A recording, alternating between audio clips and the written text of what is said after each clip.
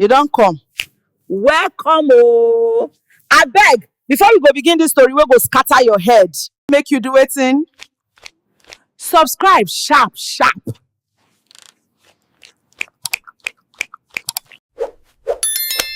Like the video, drop your sweet, sweet comments. No, they form. Now beggar the beg, oh. Okay, now, sitting well. Royal Ivy Academy was more than just a school. It was a dream for the rich. The gates sparkled with gold. The dorms had chandeliers.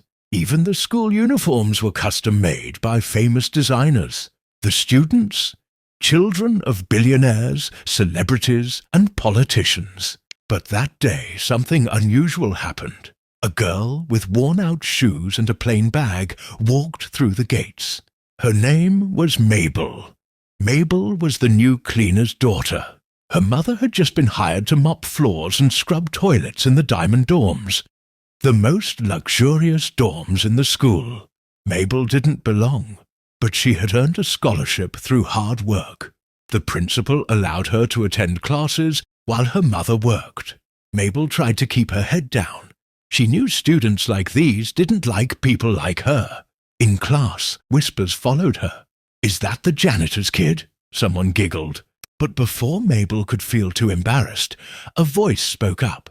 "Leave her alone," said a tall, stylish girl with red braids and shiny shoes. Her name was Zara, the most popular girl in school. Her father owned oil companies. Her mother was on TV every night. Yet Zara smiled at Mabel like they were equals.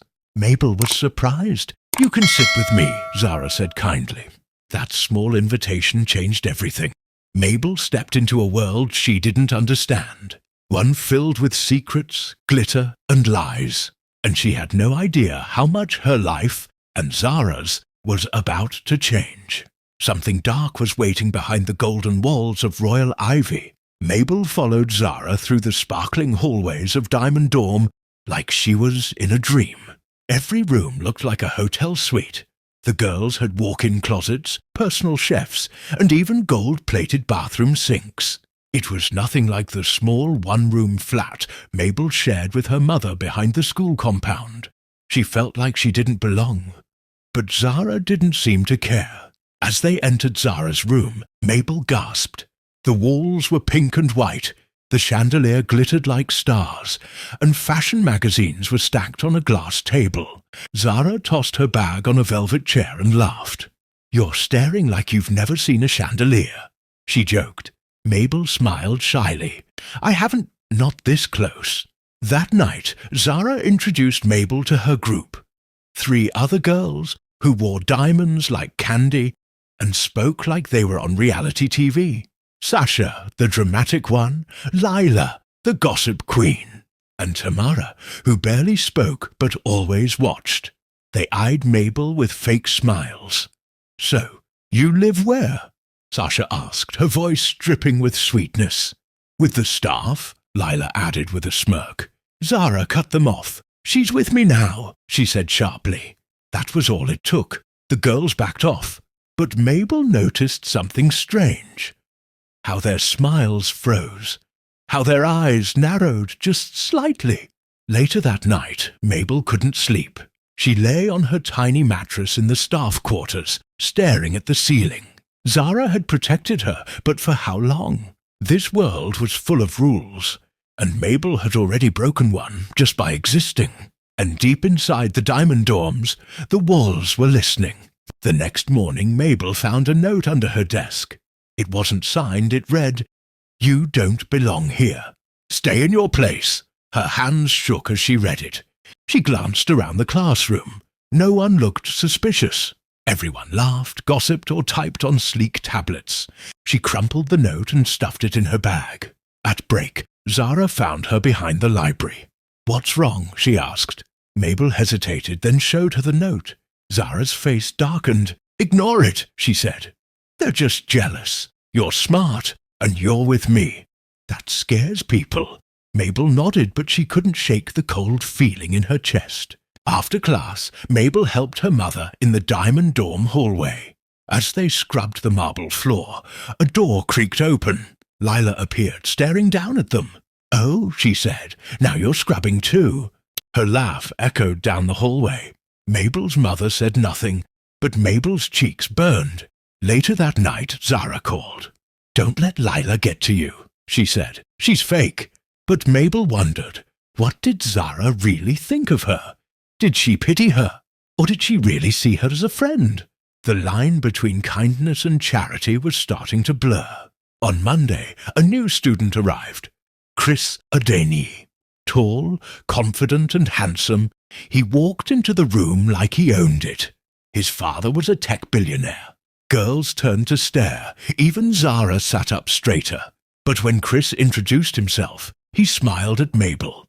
"Hi, I'm Chris," he said. "Nice to meet you." Everyone noticed. Mabel didn't understand why Chris talked to her. At lunch, he asked if she liked math. During PE, he offered her water.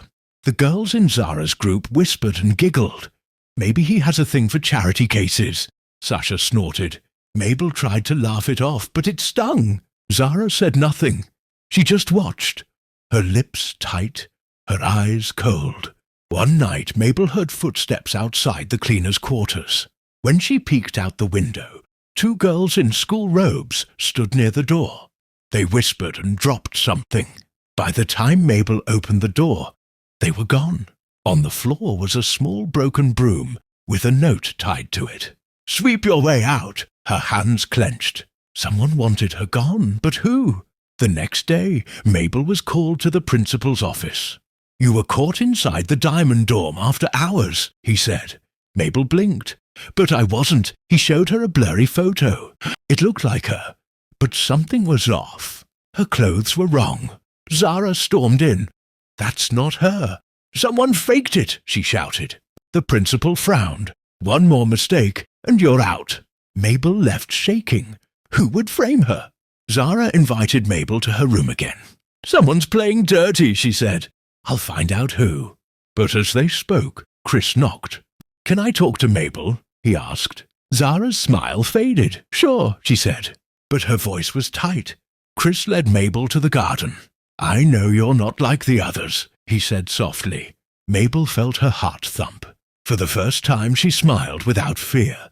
Word spread that Chris liked Mabel. Sasha rolled her eyes. "Seriously? She smells like bleach." Lila added, "Zara won't be happy."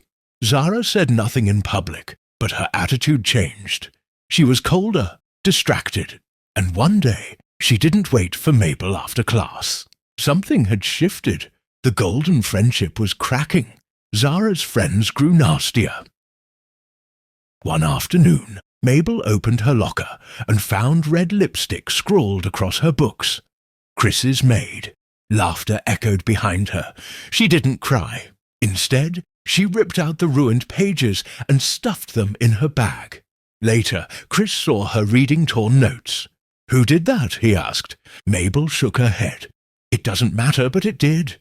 Zara planned a secret party at the dorm. Only the chosen ones," Sasha said with a smirk. "But Chris told Mabel." "Come with me," he said. "You deserve to be there." Mabel hesitated. If she went, it would be war. If she didn't, Zara would win. She decided she would go. The party was a glittering mess of lights, music, and luxury. Girls wore silk dresses, and boys popped soda bottles like champagne. When Mabel walked in beside Chris, every head turned. Zara stood across the room in silver heels. Her eyes locked on Mabel. She raised her glass and smiled, but it wasn't friendly. When she returned, it tasted odd. Minutes later, her vision blurred. She stumbled to the bathroom, her heart racing. In the mirror, her face looked pale and sick. Someone had put something in her drink. Mabel collapsed in the hallway. Before everything went dark, she saw Zara kneel beside her. "Don't worry, I've got you," she whispered. When Mabel woke up in the nurse's office, Zara was gone. Chris sat by her bed, his jaw clenched.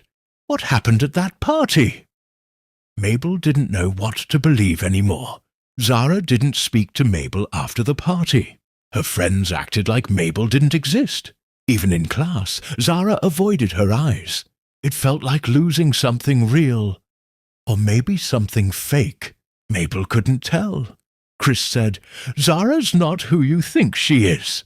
But Mabel wasn't sure who anyone was anymore. Someone posted a photo online. Chris and Mabel kissing under the school tree. But Mabel knew it never happened. "It's fake," she cried. Still, the damage was done. Teachers frowned. Rumours spread like fire. "And Zara," she smiled, scrolling on her phone. Mabel stormed into Zara's room. "Why are you doing this?" she demanded. Zara folded her arms. "Because you don't get to steal my friends, or my spotlight, or Chris. I never wanted him," Mabel shouted. Zara leaned closer. "You should have stayed in the cleaners' quarters." Zara's reputation started to slip. Teachers noticed her skipped classes. Chris stopped talking to her. Even Sasha and Lila whispered behind her back. For the first time, Zara looked alone. But lonely people are the most dangerous. While helping her mum clean, Mabel found something strange in the trash behind the dorms. Her missing journal. Pages torn out and burned at the edges. Beside it was a photo of her and Chris, with her face scratched out in red pen. Someone was watching her, and they were getting closer. Mabel couldn't stop shaking as she held the burned remains of her journal. She knew it wasn't just a prank. Someone had been tracking her. Someone hated her enough to destroy the only place she recorded her real feelings. The ruined photo of her and Chris, scratched out in red pen, felt like a warning. But instead of running, she walked straight to the only person she trusted. Chris met her by the library. When he saw the photo, his face darkened. "This has gone too far," he said. "We need proof, real proof." Mabel nodded. Together they visited Mr. Yemi, the school's IT teacher. They showed him the viral kissing photo. He examined the file carefully. "It's been edited," he confirmed, "and badly. The lighting on your face doesn't match the scene." Finally they had evidence. Mabel's hands balled into fists. "Let's end this." In the school's tech lab, Mr. Yemi showed them how to check the camera footage from the night Mabel was caught in the dorm hallway. They paused the video. A girl in a green skirt and white shirt walked through the corridor. But her hair looked longer than Mabel's. Chris leaned in. "Zoom in. Wait, that's not Mabel. That's Tamara." Tamara, the quietest of Zara's crew, had always lingered in the background. Now she was at the center of everything. Mabel and Chris found her in the art studio. She looked terrified. "Zara made me do it," Tamara whispered. "She said I owed her. She gave me a wig and told me to walk past the camera at night." Mabel felt a cold chill run down her spine. "Did you help her edit the photo too?" Tamara nodded silently. They had what they needed, a confession and proof. It was time to end Zara's reign.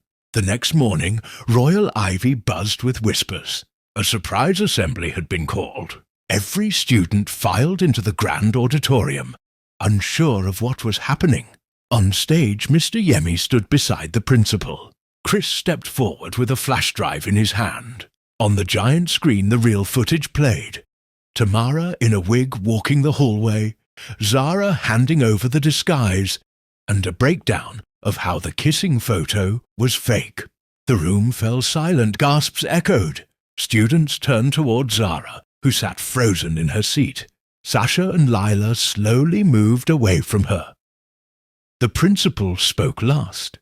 "Zara Benson, your lies nearly destroyed a fellow student. Effective immediately, your privileges are revoked.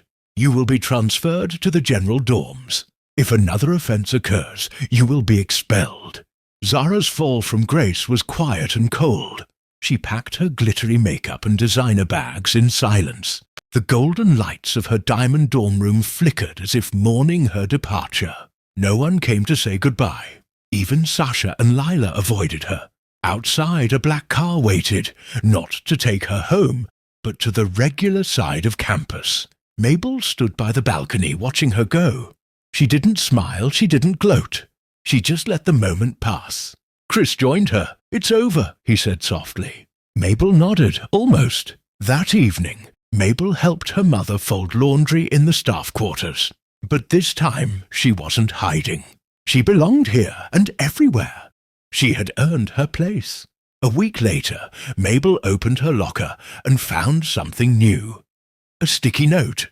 "Welcome back. You're braver than all of us." "No name, just support," she smiled. In math class, she solved a tricky problem on the board while the class clapped. Even the teacher gave her a proud nod. Chris smiled from the second row. After school, Mabel and her mother walked through the staff gate together. For the first time, she didn't feel embarrassed. She felt proud. She had faced the lies, the cruelty, and the glittering gold masks, and she had survived. As the sun set over royal ivy, Mabel sat by the school fountain with Chris and a few new friends. The dorms still shimmered in gold, but she no longer saw them as magical. They were just buildings. She was the real diamond, strong, rare, and unbreakable.